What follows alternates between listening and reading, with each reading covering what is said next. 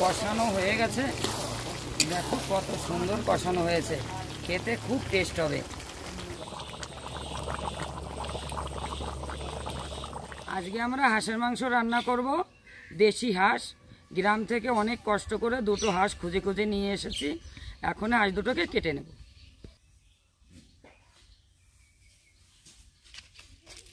তো হাঁসগুলোকে যতটা সম্ভব পরিষ্কার করে নিয়েছি। তো আরও ভালোভাবে পরিষ্কার করার জন্য হলুদ মাখিয়ে একটু পুড়িয়ে নেব, তাহলে আরও ভালো করে পরিষ্কার হবে এবং হাঁসের একটা আষ্টে গন্ধ থাকে সেটাও চলে যাবে। আর আপনারা যারা বলেন হাঁসে একটা আষ্টে গন্ধ থাকে, কিন্তু হলুদ মাখিয়ে পুড়িয়ে নিলে এভাবে আর কোনো আষ্টে গন্ধ থাকে না। বাড়িতে আপনারা এভাবে ট্রাই করতে পারেন। তো আমরা এখন হলুদটা মাখিয়ে নেব।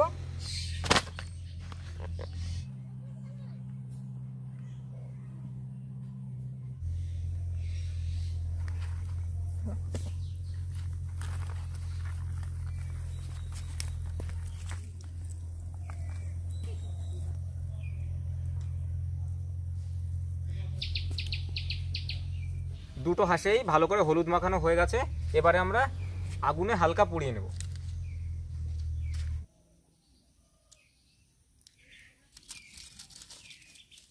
প্রথমে আগুনটা ধরিয়ে নেব।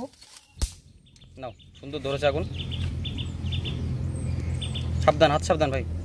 হ্যাঁ, আস্তে আস্তে পোড়াবো, আস্তে আস্তে ঘুরিয়ে ঘুরিয়ে পোড়াতে হবে, তাহলে একটা জায়গায় বেশিক্ষণ পুড়বে না। তো হালকা আগুনে ভালো করে দুটো হাঁসি পুড়িয়ে নিয়েছি। তো এবার ভালো জলে একবার সুন্দর করে ধুয়ে নেব।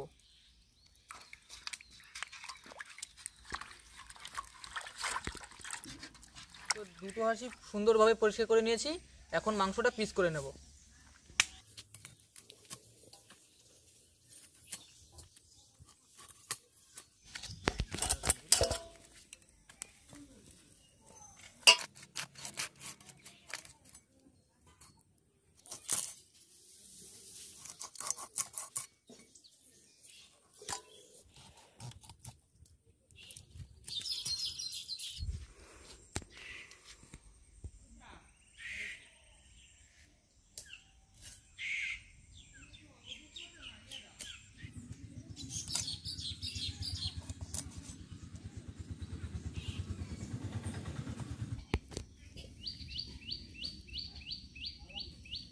বন্ধুরা, তো দুটো হাঁসি সুন্দর করে পিস করে নিয়েছি। তো এখন পরিষ্কার জলে ভালোভাবে এটাকে ধুয়ে নেব।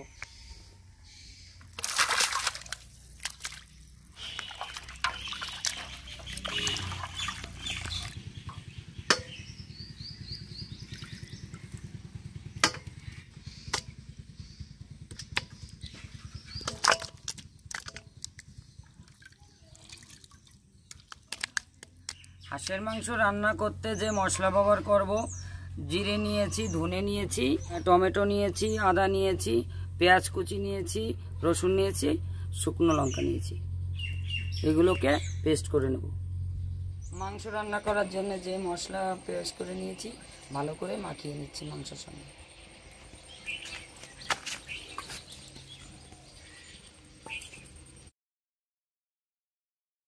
হলুদের গুঁড়ো দিয়ে দিয়েছি, পরিমাণ মতো লবণ দিয়ে দিচ্ছি, সর্ষের তেল দিয়ে দিচ্ছি,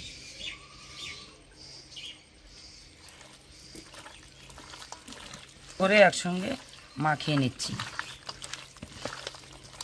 শুকনো লঙ্কা পেস্ট করে রেখেছি, এটা দিয়ে দিচ্ছি, ভালো করে মাখিয়ে নিচ্ছি।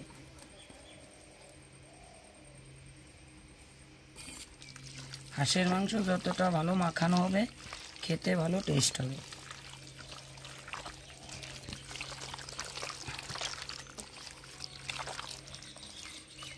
মাংস মাখানো হয়ে গেছে, আমি 20 মিনিট মতো এইভাবে ঢেকে রেখে দেব। ঢেকে রেখে দিচ্ছি। কড়াই গরম হয়ে গেছে, তেল দিয়ে দিচ্ছি, ফোড়নে জিরে দিয়ে দিচ্ছি, তেজপাতা,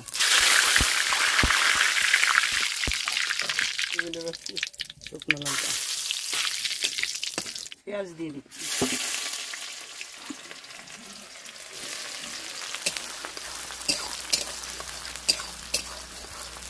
টমেটো কুচি দিয়ে দিচ্ছি, কিছুটা কালারিং এর জন্য হলুদের গুঁড়ো দিয়ে দিচ্ছি। তেলের মধ্যে হলুদ দিলে মাংসের কালারটা ভালো আসে।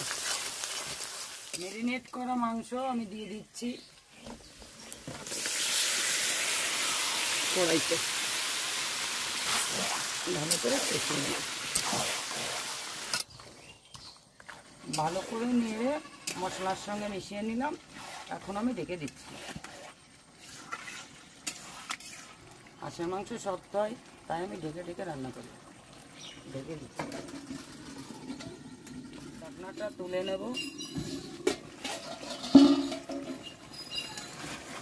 মাঝে মাঝে এইভাবে নেড়ে ছেড়ে দিতে হবে, কলাই লেগে না দেবো। ঢেকে ঢেকে রান্না করবে, মাংসটা সিদ্ধ হয়ে যাবে।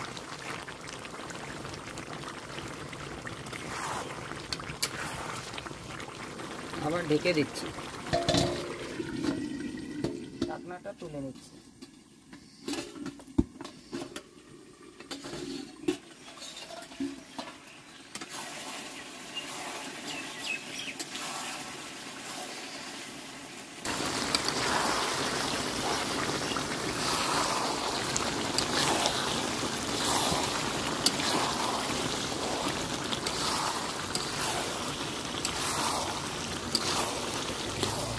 দেখো কত সুন্দর কষানো হয়েছে, খেতে খুব টেস্ট হবে।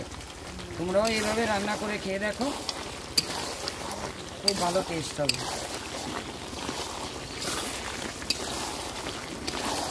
মাংস কষানো হয়ে গেছে, এখন আমি জল দিয়ে দেবো। মাংস কষানো হয়ে গেছে, পরিমাণ মতো জল দিয়ে দিচ্ছি।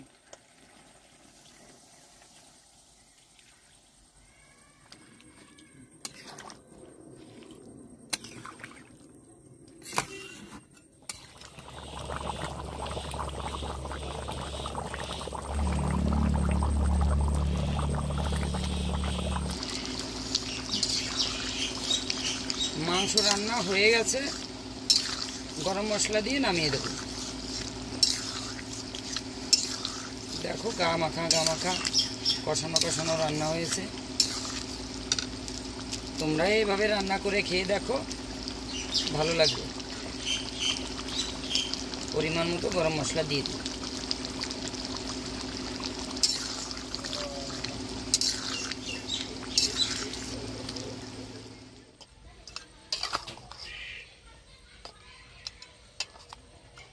রান্না হয়ে গেছে। আমাদের রেসিপিটা যদি ভালো লাগে সাবস্ক্রাইব করে আমাদের পাশে থাকুন।